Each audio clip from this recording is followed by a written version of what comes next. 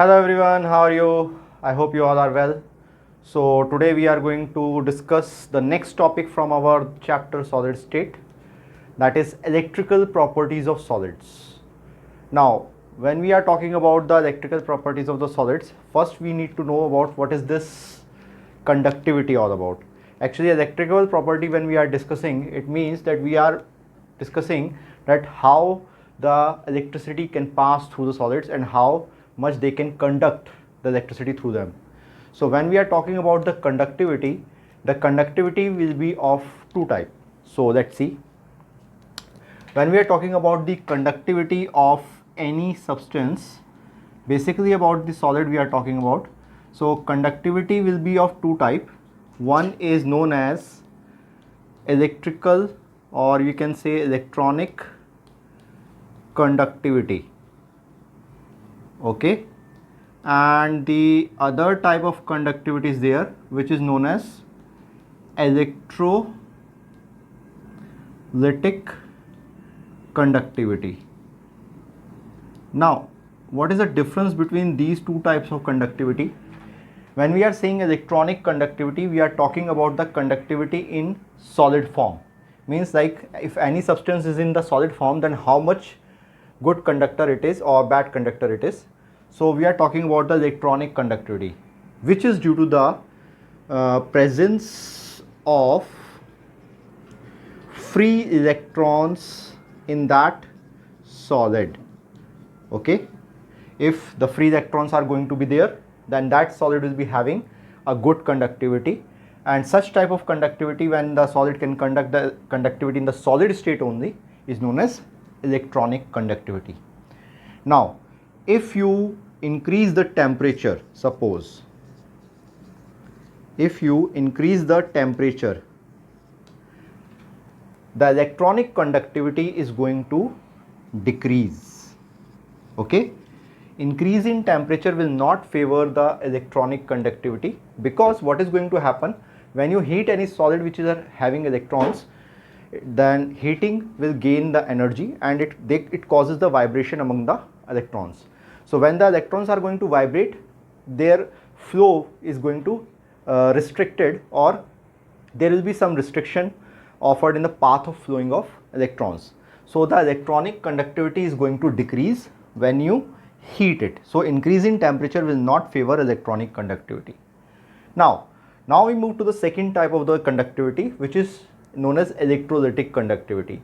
Now electrolytic conductivity is a conductivity which is due to the presence of free ions, or due to the presence of ions. Like if we have a solid like sodium chloride, and if we transfer this sodium chloride into its ionic form like sodium ion and chloride ion, then these are the charged particles. Okay, due to these charged particles, the conductivity will be there in the solid. So such type of the conductivity is known as electrolytic conductivity. But this type of conductivity will not shown by the solids in the solid state. So they are required to be converted into aqueous form, or they are required to be converted into molten form. Only then they can conduct electricity. Okay, so solid in solid state is not going to conduct electricity here. It is going to conduct electricity only when it is in aqueous state or in molten state, because in that state only the ions will be present.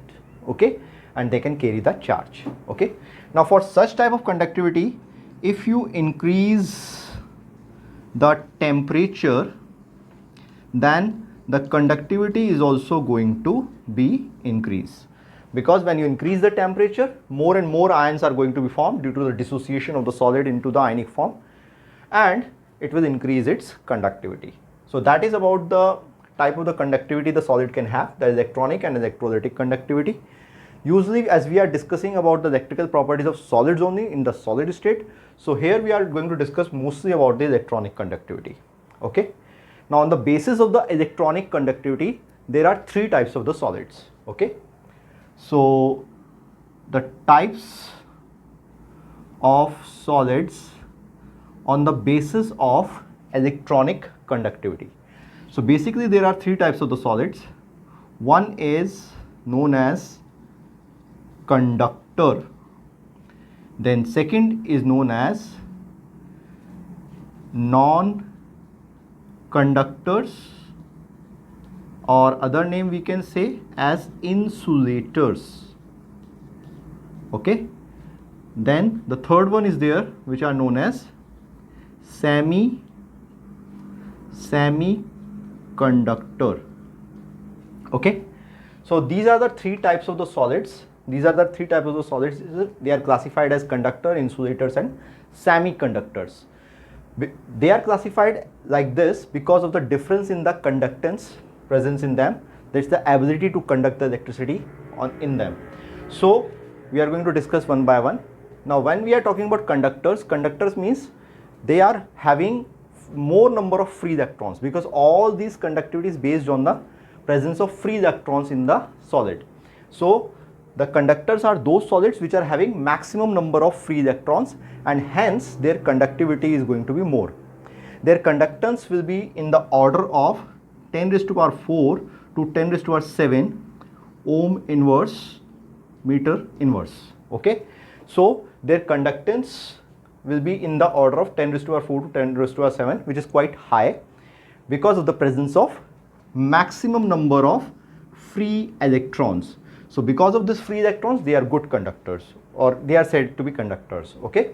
So mostly the metals are good conductors, like we say copper, like we say iron, like we say aluminium. All these are good conductor of electricity.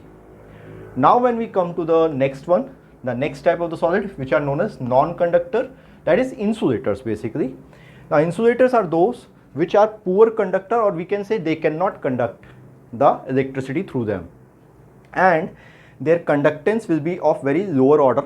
That is, their conductance will be lie between 10 raised to power minus 10 to 10 raised to power minus 20 ohm inverse meter inverse. That is quite low. It means they will be not having that much number of free electrons, or not at all the free electrons to conduct electricity. So they cannot conduct electricity through them. Okay. So they are termed as insulators, like plastic, wood, everything. These kind of substance which are in the solid form, they cannot conduct electricity because their conductance is quite low. They don't have free electrons like metals which can conduct. Now we move to the third class, which is very, very important because things from the third class used to come in the board examination. That is semiconductors. Now when we are using the word semi, it means they may have properties of conductor, but they may have some property of insulator. So we can say all those solids whose conductivity lie between conductors and insulators, they are termed as semiconductors. Okay. And their conductance will be also lying in between, that is not much high and not much low, we can say. That is between 10 raised to power minus 6 to 10 raised to power 4 ohm inverse meter inverse. So their conductance is lying in this order. So they may have some properties of conductivity. They can conduct the electricity with some order. Like we have example, silicon, germanium, these are semiconductors. So they can conduct electricity, and but in some conditions only, and their conductive properties are lying between the conductors and insulators. Okay. Now we are going to see the different type of the semiconductors. We are going to discuss that. So let's discuss. We are going to discuss about the types of the semiconductors. So types of the semiconductors, basically there are two types of semiconductor.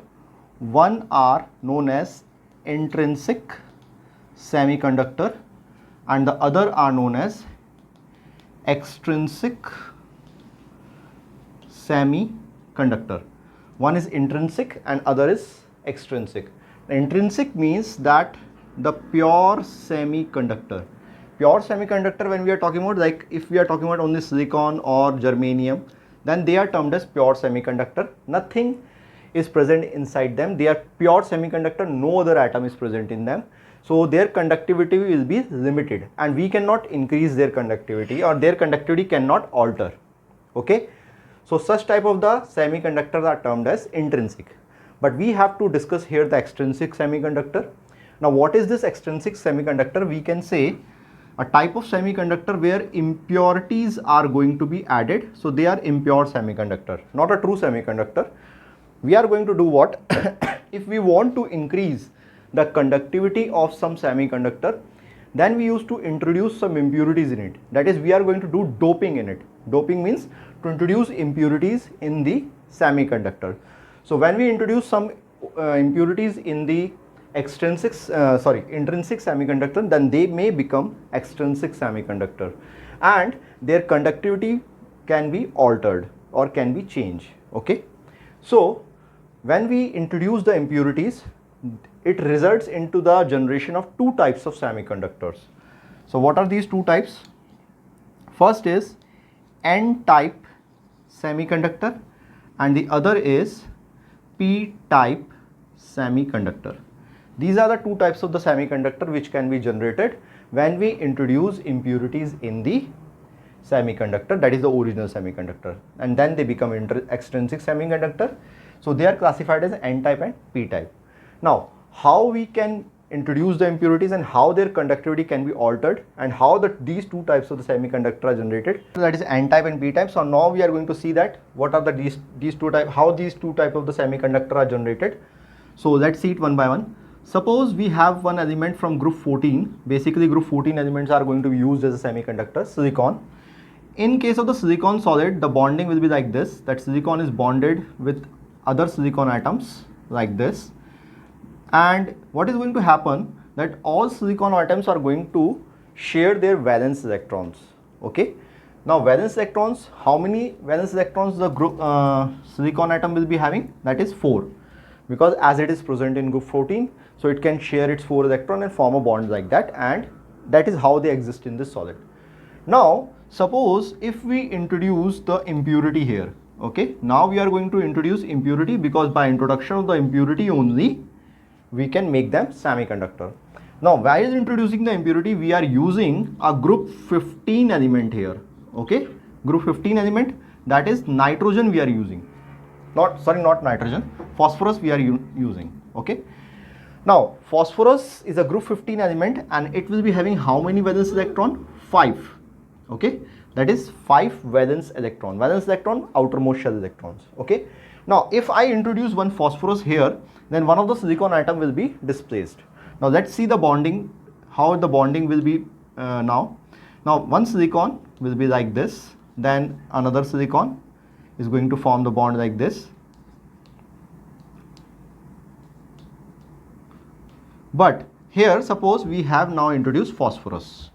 Now what is going to happen, the phosphorus can form 4 bonds with its 4 valence electron, but 1 electron present in the phosphorus, that is going to be extra, because it is having 5 electrons and silicon can share only 4 electrons. So whatever the number of the phosphorus atoms are going to be introduced, they are going to have 1 free electrons present in them, because that is the extra electron which is there and it is not bonded with any other atom. So that extra electron which is going to be now present with every phosphorus atom introduced will increase the electrical conductivity of such type of semiconductors. Okay, because we know that whatever, if the number of free electrons are going to be more, then the electrical conductivity is going to increase. So as this conductivity is increased due to the negative charge, that is extra electrons. Okay, so such type of semiconductor are known as N-type semiconductor. Okay, so they are known as N-type semiconductor. So what we know, that if we introduce the impurity from group 15 element, then means that 1 extra electron will be given to the semiconductor, that is for group 14 elements, and in such case the conductivity is going to increase. So what type of semiconductor is formed when we introduce the impurity of group 15? N-type semiconductor. You should know this, because the question like that can be asked in the examination. So like they can ask, when we introduce phosphorus in the group 14 element, which type of the semiconductor is generated? So you will say N-type semiconductor. Okay, and they can also ask that what are N-type semiconductor, and you have to explain that how the conductivity is increased. So you can explain it like this. Okay, now the next type of the semiconductor we are going to discuss, that is P-type semiconductor. Now we are going to discuss about the P-type semiconductor. Now when we are saying the P-type semiconductor, basically in the p-type semiconductor we have to change the impurity from other group, means like which the element which we are going to introduce now in the group 14 is going to be from other group. So now we are going to choose the element from the group number 13. Okay, group number 13, like we can use the aluminium. Okay, now what is going to happen in case of the group 13 element? The number of valence electron which the group 13 element will be having 3. So suppose if one of the silicon atom is displaced by aluminium, then aluminium can share its 3 electrons with the silicon atom and can form the bond, but as it is having an electron deficiency for other, so it will create a hole over there, as it cannot form the bond with other atom because it is not having 4 electron, it is having only 3 electron to share. So it create a hole due to the electron deficiency. So such hole is known as positive hole. Okay, now what is going to happen? To fill or to neutralize this positive hole, an electron from the neighboring atom, suppose from the silicon atom, can jump here. Okay, bonded silicon atom can jump here and can neutralize it. Okay, can neutralize it, but what it will result, when the electron will be jumping from the neighboring atom, it will make that atom also empty, or basically creating a hole over there. So another positive hole is going to be created. So what is going to happen? The neighboring atom is going to shift their electron to the respective hole, and it results in the formation of a chain of a hole. And what it results, actually the electrons are moving from one hole to another. So every positive hole is now going to be occupied by the electron one by one. So it creates a flow of electrons in the solid. So when it creates the flow of electrons in the solid, the conductivity of the semiconductor is going to be increased. You understand? Again I am explaining, because aluminum is having only 3 valence electrons, so it cannot form the 4th electron, which creates the vacancy over there, or which can create the positive hole over there because of the electron deficiency. So that electron deficiency will be covered by the neighboring atom, but then again a hole is going to be created, and thus a chain of the hole is going to be created continuously, which actually results in a flow of electron. Due to the positive holes, the electrons are flowing, so the conductivity of the solid is increased, and such type of the semiconductor which now are generated due to positive hole, P for positive hole, are known as p-type semiconductor. So they are termed as p-type semiconductor. Okay, so that is how the intrinsic will be turned into extrinsic, and the 2 type of the semiconductors are generated, that is n-type and p-type. And for negative, negative means extra electron, so extra electron means the n-type semiconductor, while p means positive, positive holes.